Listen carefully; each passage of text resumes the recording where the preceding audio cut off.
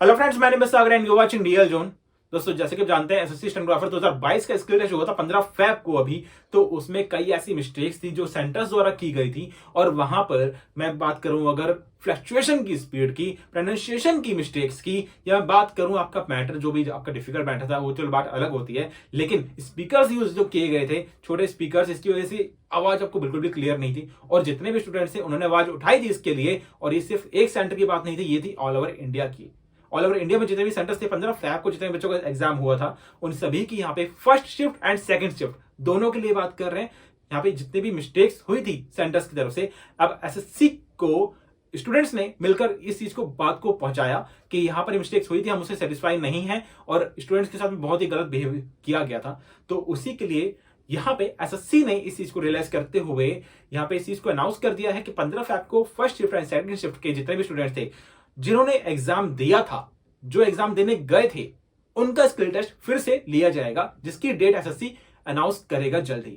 ठीक है दोस्तों, तो इस चीज को क्लियर रखेंगे। 15 फैब को जितने स्टूडेंट्स गए थे एग्जाम देने के लिए first shift and second shift के लिए, उन सभी का स्किल टेस्ट फिर से लिया जाएगा। उसकी डेट एसएससी काफी जल्दी अनाउंस करेगा। और जहां तक बात करते हैं 16 फैब के लिए कोई इन्फॉर्मेशन ऐसी ज्यादा नहीं आई है। यार उन्होंने बात करेंगे 15 फैब वालों के लिए काफी ज्यादा मिस्टेक्स ज्यादा थी कि यहाँ पे क्लियर नहीं था, और उस वजह से 15 फैब वालों का एग्जाम यहाँ पे कैंसिल कर दिया। अगर आपको लगता है कि 16 वालों का भी ये चीज हुई है, तो आपको भी आवाज उठानी चाहिए दोस्तों।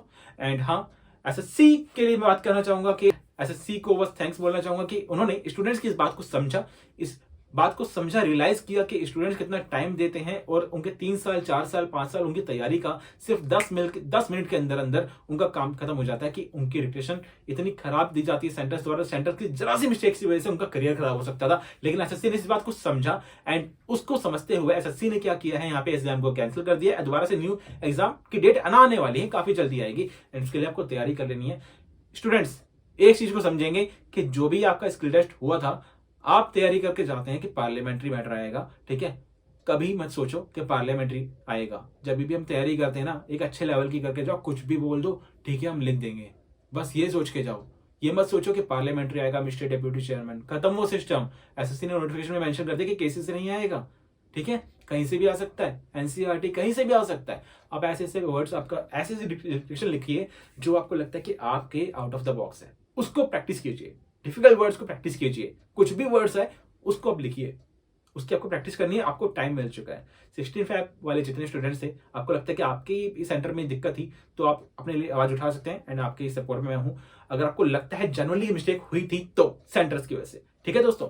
और हाँ, स्टूडेंट्स ने यहाँ पे, स्टूडेंट्स की एकता ही थी, स्टूडेंट्स ने मिलकर यहाँ पर काम किया। कोई यहाँ पे एक लीडर नहीं था। जितने भी स्टूडेंट्स थे स्टेनोग्राफर के स्किल टेस्ट देने गए थे, सभी ने इंडिविजुअली आवाज उठाई और एक एकता के साथ में जो आवाज उठाई है उसका रिजल्ट निकल के आया। और एसएससी ने उस बात को समझा कि हाँ, एक स्टूडेंट्स अगर बात कर रहा है ना अपनी करियर के लिए, तो वो काफी जरूरी बात है और उसको सुनना चाहिए। एसएससी ने सुना, उसका रिजल्ट निकाला and thanks SSC again for this one guys. बस यही चीज कहना चाहूंगा कि आगे के लिए अब मैं बात करूं, अगर एक और चीज मैं आपको डिस्कस करनी है, अब एसएससी की बात करें कि आगे जो एग्जाम्स होने वाले हैं एसएससी के, इस एग्जाम की बात करूं 15 फैब वाले की, अगर ये दोबारा से लिया जाता है, जो दोबारा लिया जाएगा, उसमें स्पीकर एक तो अच्छी क्वालिटी के यूज किए जाने चाहिए, कॉलम यूज किए जाने चाहिए, वॉइस क्लियर रहनी चाहिए, और एक आपका स्टेनो का पर्सन जो स्टेनो जानता हो वो लिखे सेंटर में आके स्टूडेंट्स के बीच में बैठ के, और वो उसको आप चेक भी करें कि कितनी परसेंट उन्होंने एक्यूरेसी के साथ में लिखा है,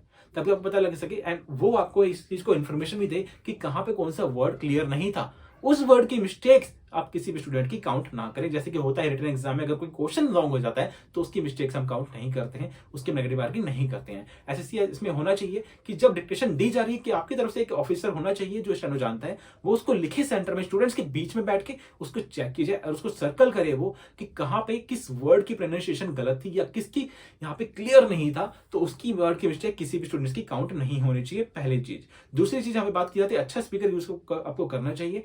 ओके दोस्तों, एसएससी सॉरी। एंड उसके बाद हम बात करें कि तैयारी जो होनी चाहिए स्टूडेंट्स की, वो अच्छे से होनी चाहिए। आपके पास में टाइम है तो आप अच्छे से तैयारी कीजिए। लेकिन हाँ, एक चीज यहाँ पर हो जाएगी, अगर 16 वाले जो बच्चे हैं, 16 तारीख का जिनका एग्जाम हुआ है, उनका एग्जाम कैंसिल नहीं होता है, तो और जो 15 वाले एग्जाम होने वाला है, 15 वाले बच्चों का एग्जाम होने वाला है, उनके में चेंजेस किए जाते हैं कि आपका स्पीकर चेंज हो रहा है, डिक्टर की वॉइस क्लियर चेंज हो रही है, ठीक है, वॉइस क्लियरिटी चेंज हो रही है, स्टेनो का पर्सन आप बिठा रहे हैं, तो ये बहुत जरूरी है मैं मानता कि आप इस बार बिठाएं अगली बार बिठाएं, लेकिन जरूरी है करना चेंजेस करना। लेकिन अगर आप इस बार करते हैं, ये चेंजेस कर रहे हैं, तो कि आपको 16 वाले जो स्टूडेंट्स हैं ना, उनको भी इसमें शामिल करना होगा। आपको 16 वाले का एग्जाम भी कैंसिल करा के दोबारा से आपको लेना चाहिए, अगर आप ये कर रहे हैं, जो कि काफी ज्यादा जरूरी है। तो मुझे लगता है कि आपको ये चीज यहाँ पे फॉलो करनी चाहिए, और काफी ज्यादा वो आगे के स्टूडेंट्स के लिए काफी हेल्पफुल होगा, क्योंकि यहाँ पे वैकेंसीज आते हैं।